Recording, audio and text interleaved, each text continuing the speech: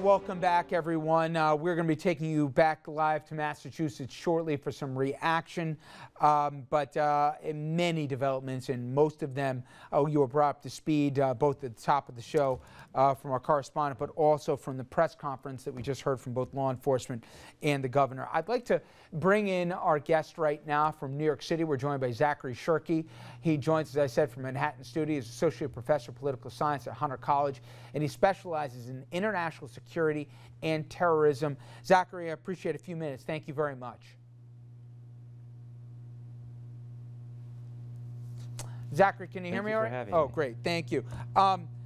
Couple questions. And again, I'm being very... Thank you for having me. And I'm being very careful not to jump too far ahead because we don't know yet. But it seems by all accounts that these brothers were, if not typical Americans, certainly not two people that would have stood out.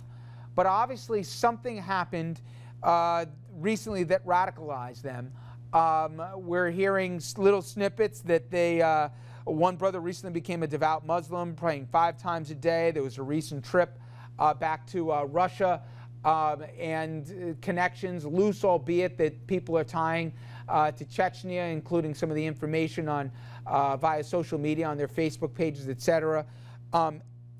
Is there anything that we've learned today that can give any clues as to how people, one of which was literally nationalized as a U.S. citizen on September 12th of last year, how they went from that to what we saw on Boston on Monday?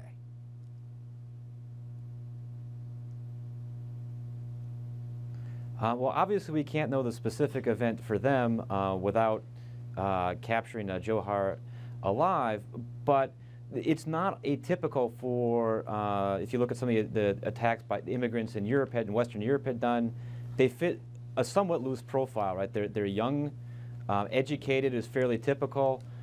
They are often secular until shortly before they become radicalized, and then a radicalization often takes place simultaneously with becoming more involved in their religion. Sometimes this happens through contact with individuals they meet, and so they have a political grievance, and then radical Islam or what have you plays a role and helps them sort of fit that anger into a narrative.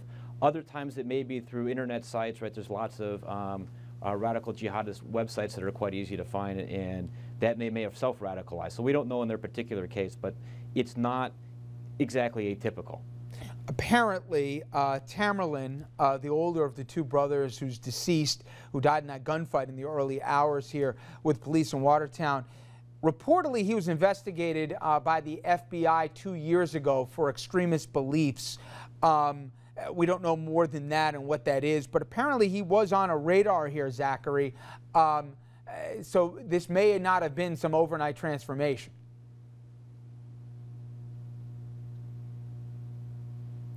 Well, it's unlikely to be overnight, and right, there was also some indication that they've, through some old Twitter posts that have been found, that they've been planning this for 8 months or more, the specific attack. So it's certainly not likely overnight.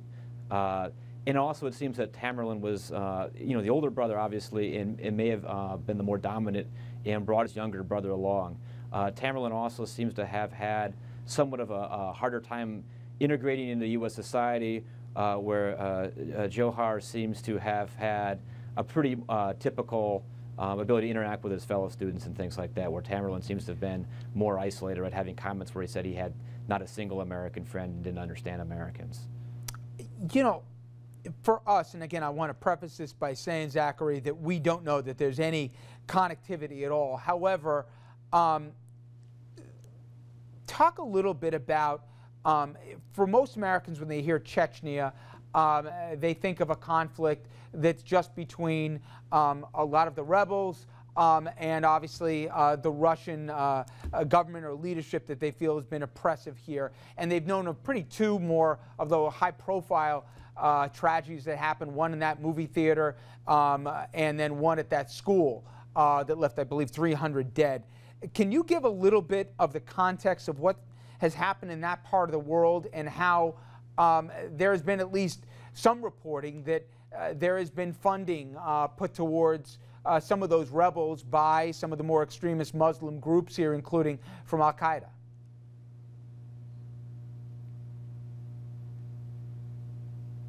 Right, so Chechnya region and the Caucasus region of Russia has wanted to be independent, secede from the Russians, and this is a conflict that goes back not just decades, but in fact on and off for centuries.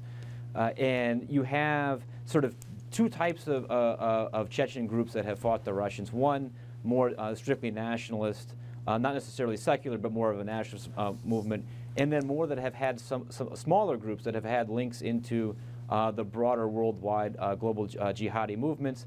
A few Chechens had fought with the Taliban in Afghanistan, though for the most part, if you look at most Chechen attacks, they've been in Russia and not abroad. Other Islamic groups that have tried to recruit Chechens have not had great success. They've had a little, but not tremendous success. So obviously, part of what was going on with these brothers is they do have the grievance of wanting Chechen independence. That would explain, though, more of an attack on Russia than the United States. That may have led them to then be drawn to this more radical version of Islam and then tie into groups that are more interested in a global narrative of radical Islam. So it may not be, there's a link back to the Chechen, but it may or may not be direct. Obviously, again, that's somewhat speculation on my part, but Sure. it may not be a strict tie-in. Zachary, we interviewed one of the former employers of the younger brother earlier today, and from other reporting that we've seen, everybody seems to say that he seemed very normal, very content, a happy guy. Have you had similar experiences or known of other cases where one family member has pulled another one into either being radicalized or into a more violent situation?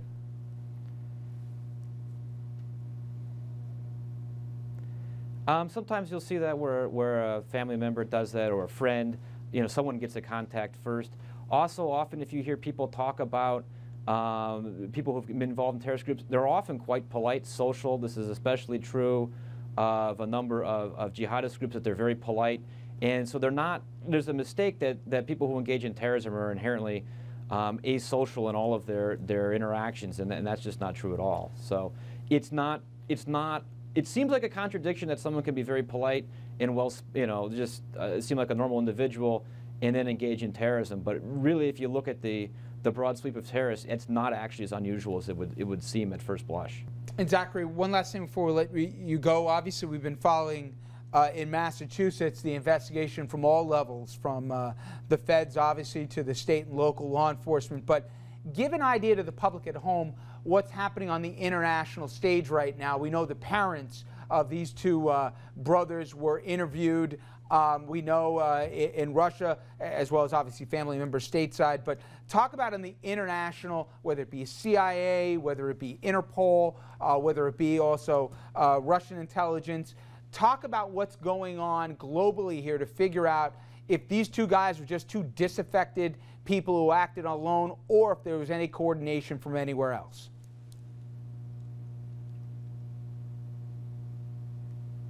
Right, so obviously the best way to do that would be to capture Johar Zarnaev alive and ask him and hope you could get information. But you would look at some of the travel records, try to find internet chatter, try to find if there's any record of these individuals meeting with other known individuals, talk to their family members as much as possible, other contacts.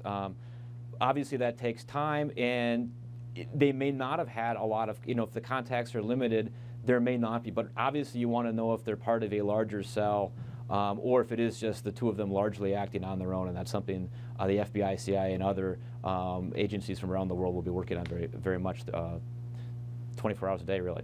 Absolutely. Zachary Shirkey, thank you very much. I appreciate a few minutes. Okay, everyone, we jump to a quick commercial break. When we come back, we're going to have much more on this. We'll take you back live up to Boston as well. Stay with us.